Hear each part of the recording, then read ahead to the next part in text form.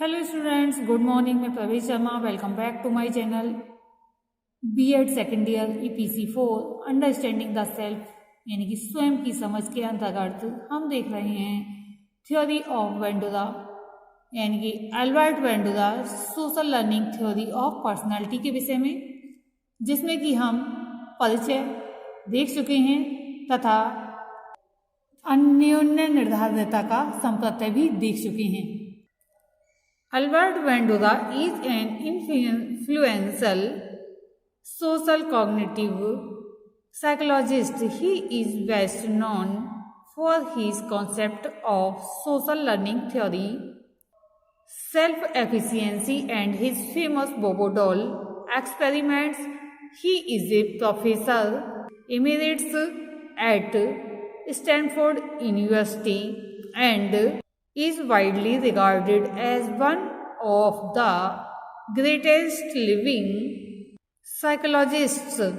According to a 2002 survey, he was declared the fourth most influential psychologist of the 20th century, behind only B.F. Skinner, Sigmund Freud, and Jean Piaget.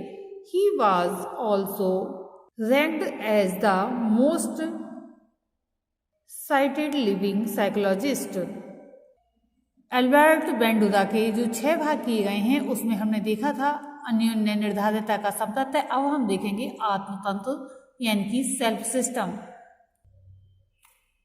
अन्योन्य निर्धारितता के संप्रत्यय से स्पष्ट हो जाता है कि चीज परस्पर ढंग से अंतःक्रिया होते हैं यानी कि इंटरैक्टिव होते हैं। प्रश्न ये उठता है कि क्या इनका कोई केंद्र बिंदु भी होता है यानी कि स्टार्टिंग पॉइंट भी कोई होता है। बेंडूरा ने इसका उत्तर हाँ के रूप में दिया है और वह केंद्र बिंदु है आत्मतंत्र यानी कि सेल्फ सिस्टम। ये सेल्फ सिस्टम ही केंद्र बिंदु माना है। वेंडोला ने ये स्पष्ट कर दिया है कि आत्मतंत्र यानी कि सेल्फ जो सिस्टम है कोई मानसिक एजेंट यानी कि मेंटल एजेंट नहीं है जिसको व्यवहारों का नियंत्रण होता है यानी कि जिससे कि व्यवहारों का नियंत्रण होता हो, बल्कि ये एक ऐसा संज्ञानात्मक कॉग्निटिव स्ट्रक्चर है जो व्यक्ति को एक संदर्भ प्रक्रम यानी कि रेफरेंस आत्मतंत्र से व्यक्तित्व में संगतता तथा एकात्मकता जो है यानी कि यूनिटी उत्पन्न होती है। आत्मतंत्र का संबंध चिंतन यानी कि थिंकिंग तथा प्रत्यक्षण परसेप्शन से विशेष रूप से होता है। आत्मतंत्र का एक महत्वपूर्ण कार्य आत्मनियमन यानी कि सेल्फ रेगुलेशन है।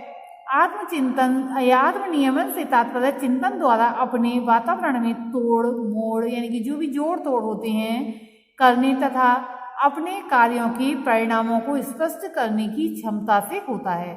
आत्मनियमन व्यवहार में 3 प्रक्रियाएं सम्मिलित होती हैं जो इस प्रकार से हैं। सबसे पहला है आत्मपरीक्षण यानी कि सेल्फ ऑब्जर्वेशन। सेकंड है निर्णय प्रक्रिया जजमेंटल प्रोसेस और थर्ड पॉइंट है इसका आत्म अनुक्रिया यानी कि सेल्फ रेस्पॉन्स।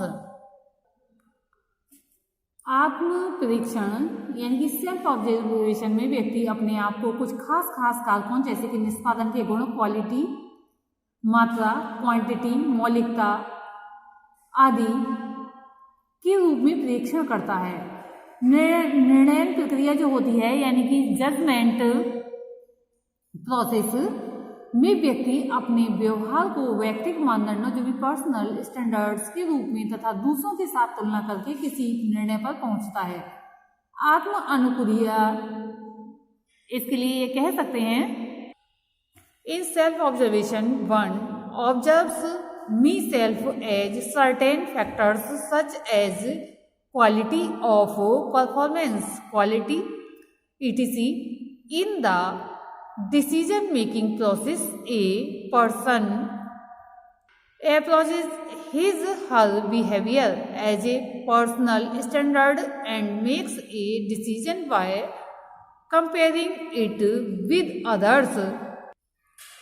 आत्मानुक्रिया यानी कि सेल्फ रेस्पॉन्स में व्यक्ति पहले किए गए परीक्षणों यानी कि ऑब्जर्वेशंस एवं निर्णयों जजमेंट्स के आधार पर व्यक्ति अपने आप को धनात्मक एवं ऋणात्मक ढंग से यानी कि ज्यादा या कम तरीके से मूल्यांकन इवेल्युएट करता है और उसी के संदर्भ में अपने आप को जो है पुरस्कृत करता है या फिर दंड भी देता है।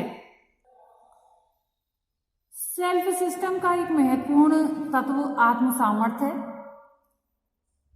है। बेंडुला के अनुसार आत्म सामर्थ्य से तात्पर्य एक ऐसे आत्म प्रत्यक्षण से होता है जिसमें व्यक्ति ये अनुमान लगाता है यानी कि आइडिया लगाता है कि वह किसी इस उम्मीद या प्रत्याशा एक्सपेक्टेशन से होता है कि वह अमुक परिस्थिति यानी कि जो कोई परिस्थिति है में कितना प्रभावकारी ढंग से कार्य कर सकता है।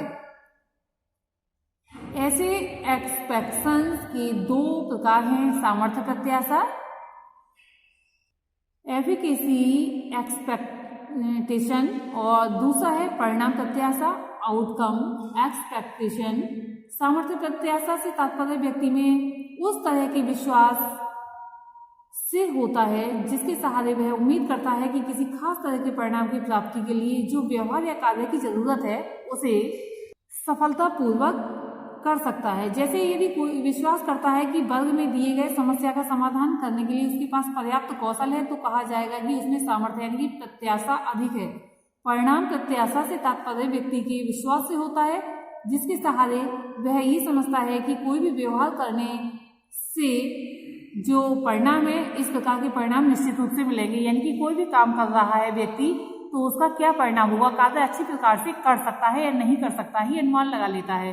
किसी भी कार्य में उसका विश्वास उसके कार्य को और अच्छा बना देता है। यह एग्जाम्पल के रूप में छात्र वर्ग में दिए गए समस्या का समाधान कर लेता है और उम्मीद करता है कि उसका समाधान 100% सही होगा। यदि सचमुच में ऐसा होता है तो कहा जाएगा कि छात्रों में परिणाम प्रत्याशा जो आउटकम एक्सपेक्टेशन अधिक मजबूत थे। यदि किसी व्यक्ति में सामर्थ्य प्रत्याशा एफिकेसी एक्सपेक्टेशन ऊंचा है तथा उस परिणाम यानी कि प्रत्याशा आउटकम एक्सपेक्टेशन वास्तविक है तो व्यक्ति कड़ी मेहनत करेगा और जब तक लक्ष्य तक नहीं पहुंच जाता अपना प्रयास जारी रखेगा। बेंडुला 1977 के अनुसार सामर्थ्य प्रत्याशा जो है समायोजनशीलता का एक महत्वपूर्ण भाग होती है। नेक्स्ट पॉइंट में हम देखेंगे प्रेरणा यानी कि मोटिवेशन। बेंडुला 1977 के लिए प्रेरणा यानी कि मोटिवेशन एक संज्ञानात्मक व्याकृति कॉग्निटिव कॉन्स्ट्रक्ट है तथा इसके दो स्रोत यानी कि दो सोर्स होते हैं। पहला स्रोत भविष्य में मिलने वाला पुनर्बलन यानी कि फ्यूचर एनफोर्समेंट है तथा एनफोर्समेंट से व्यक्ति एक खास ढंग से व्यवहार करने के लिए प्रेरित होता है। दूसरा स्रोत एक निश्चित लक्ष्य या फिर निष्पादन के वांछित स्तर डिजायर्ड लेवल को निर्धारित करके उसके आलोक में व्यक्ति अपने निष्पादन का मूल्यांकन करता है। इससे भी व्यक्ति उस वांछित स्तर जो डिजायर्ड लेवल है के अनुरूप निष्पादन करने के लिए प्रेरित होता है।